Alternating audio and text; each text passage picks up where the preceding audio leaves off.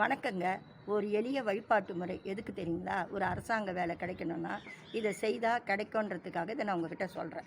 உங்ககிட்ட ஷேர் பண்ணிக்கிறேன். அதை நீங்கள் செய்து பாருங்கள். என்னென்னா, ஞாயிற்றுக்கிழமை தோறும் 1 கிலோ கோதுமை வாங்கிக்கோங்க. எதனா ஒரு கோவில், அங்கே வந்து அந்தணர் இருப்பார். அவர் ஏழை அந்தணராக இருக்கணும்.